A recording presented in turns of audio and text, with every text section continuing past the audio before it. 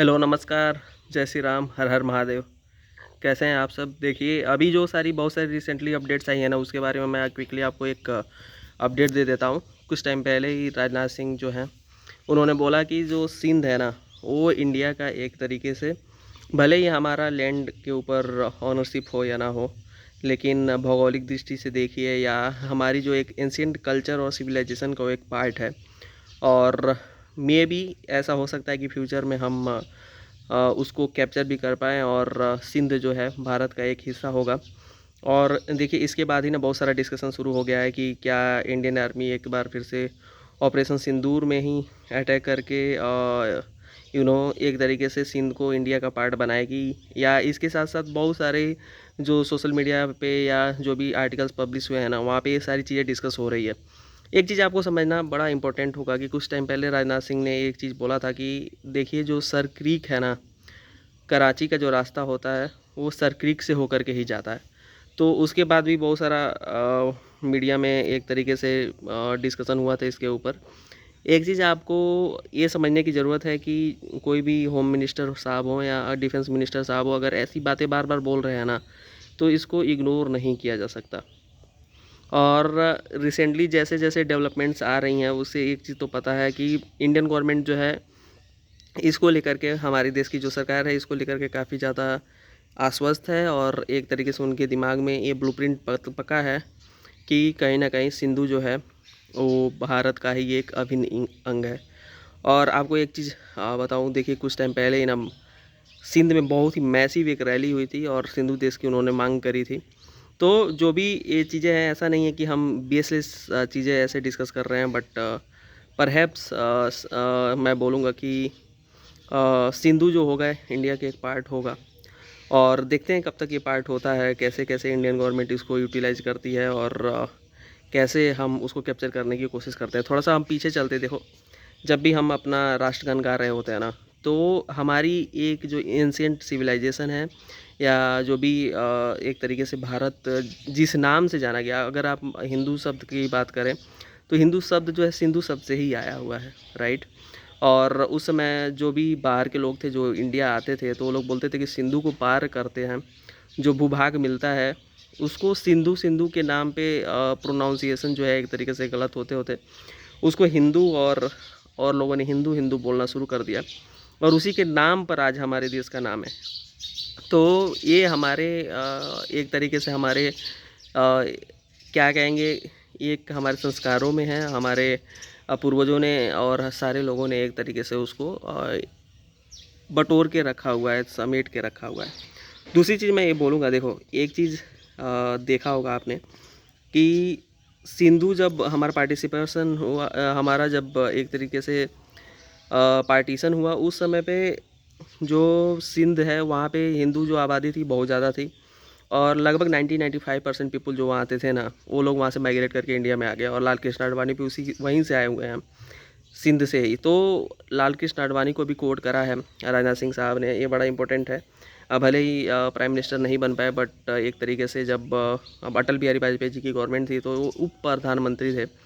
और उनको उनका स्टेटमेंट जो था उसको कोट करना और ये बोलना कि सिंधु जो है वो भारत का एक पार्ट होगा, ये बेसलेस है नहीं। आप देखोगे जो मोहनजोदाड़ो सभ्यता है, या जो यहाँ पे जो भी सिविलाइजेशन पनपी, और ये सारी चीज़ें जो है वहीं सिंधु में ही पनपी। और हमारे हमारे देश के का एक अभिन्न अंग है वो। और दूसरी चीज़ एक आपको समझने की ज़रूरत है ना, जो पाकिस्तानी लोग हैं वो हमेशा से अपना जो क्या नाम है कि जो भी हिस्ट्री रही है उसको हमेशा से वो भूलने की कोशिश करते रहे हैं। और वो लोग उसको कभी ना प्राउड के साथ नहीं लेते हैं, और वो लोग अपने लोगों को उल्टी सीधी चीज़ें भी पढ़ा रहे होते हैं। एक एग्जांपल मैं आपको देता हूँ कि बप्पा रावल हो, या छत्रपति शिवाजी महाराज हो, महाराणा प्रताप हो, या चंद्रगुप्त मौर्य हो, या अशोक सम्राट हो, हम इनको बड़े आदर के साथ इनका नाम ले रहे होते हैं जो भी इंडियंस हैं। और काफ़ी गौरवान्वित महसूस कर रहे होते हैं। लेकिन बप्पा रावल जो वही रावलपिंडी या जो भी चीज़ें हैं, ये पाकिस्तान का जो अभी पार्ट है, वहाँ के होके भी उसको अभी ये लोग उस तरीके से याद नहीं कर रहे होते हैं। और जो भी हिस्ट्री वगैरह है ना, उसको कहीं ना कहीं मिटाने की कोशिश कर रहे होते हैं पाकिस्तानी लोग, अपने ही पूर्वजों को ये लोग बुला करके। और पता नहीं इनमें ऐसा क्या एक बेचैनी सी है, जो हर चीज़ को उर्दू वुड बनाना चाहते हैं लोग। उर्दू वुड का सेंस ये है कि कहीं ना कहीं उर्दू डोमिनेंस में हो और उर्दू वहाँ की स्पीकिंग लैंग्वेज हो। इसी तरीके से इन्होंने लैंग्वेज भी खा गए, जो सिंधी जैसे हमारे यहाँ पे संस्कृत है, पाली है या प्राकृत है या गुजराती है, राजस्थानी है, वैसे ही जो सिंधी एक लैंग्वेज है, काफ़ी रिच लैंग्वेज थी, काफ़ी पुरानी लैंग्वेज थी, और उसको भी ख़त्म करके मुझे लगता है कि अब काफ़ी कम ही लोग होंगे जो एक तरीके से सिंध में सिंधी बोलते होंगे, और उसको भी उर्दू के तरीके से इन्होंने कन्वर्ट करने की, उर्दू को इम्पोज करने की वहाँ पे कोशिश करी, और इनका जो एक कल्चर है, जो एक सिविलाइजेशनल वैल्यू है, उसको ख़त्म करने की कोशिश करी गई पाकिस्तानी पंजाबियों द्वारा। और दूसरी चीज़ देखिए, आपको एक चीज़ और बताऊँ ना, बांग्लादेश जब आज़ाद हुआ तो उसके पीछे एक सबसे बड़ा रीज़न ये भी था कि जो पाकिस्तान था उस पे उर्दू इम्पोज करना चाहता था, लेकिन जो वहाँ के बांग्लादेश के जो लोग थे, उन्होंने बोला कि भाई हमारा बांग्ला जो है लैंग्वेज है और यहीं रहेगा, और इसी की वजह से वहाँ पे एक मोमेंट, एक फैक्टर ये भी था, ये लैंग्वेज भी एक फैक्टर था, बहुत सारे और भी फैक्टर्स थे, बट ये भी फैक्टर था कि हम अलग एक देश देखना चाहते हैं। वैसे ही सिंध में भी जैसे इन्होंने इम्पोज करा हुआ है उर्दू का, तो वहाँ पे अंदर ही अंदर एक सुगबुगाहट है, और हमको एक तरीके से हेल्प करना चाहिए सिंध को वहाँ से एक अलग राष्ट्र बनाने के लिए। देखिए पंजाब जो है ना, इंडस में जो भी वाटर आता है, आपको पता है कि पंजाब में 5 मेजर रिवर्स हैं, और वो कहीं ना कहीं इंडिया से लिंक्ड हैं। तो इंडस वाटर ट्रीटी जो था, जिसके ऊपर काफ़ी ज़्यादा डिस्कशन हुआ पिछले टाइम पे, अगर हम उस वाटर को कंट्रोल कर लेते हैं तो जो भी वाटर वगैरह जाता है सिंध में वो कम हो जाएगा, और उसका मेजर पोर्शन जो पंजाब से होकर के जाता है सिंध की तरफ, जो भी रिवर्स वगैरह हैं, उसको पंजाब जो है एक तरीके से कंट्रोल करके रखता है, और जो सिंध के हक का पानी है उसको वो लोग कंट्रोल करके रखते हैं। तो इसके विरोध में भी जो सिंध में है, जो एक तरीके से देखिए वहाँ के लोगों को गरीब बनाया गया, और उनकी जो एक एंशिएंट पहचान थी उसको भी ख़त्म किया गया, और वो उस चीज़ को सेलिब्रेट ना करके उसको एक तरीके से अपने कल्चर के ऊपर धब्बा मानते हैं। जो अपने हिस्ट्री को सेलिब्रेट नहीं कर पाता है तो भी हिस्ट्री का ही पार्ट हो जाना चाहिए। तो सिंध और पाकिस्तान का जो एक अंडरस्टैंडिंग है, वो सिंध को कब्जा करके रखा हुआ है, और वो हर चीज़ को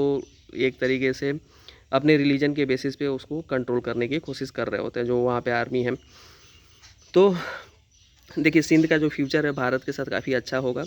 हम वहाँ पे वाटर वगैरह जो है सप्लाई उसको भी बढ़ा सकते हैं, उसमें अच्छा पानी जा सकता है सिंध में।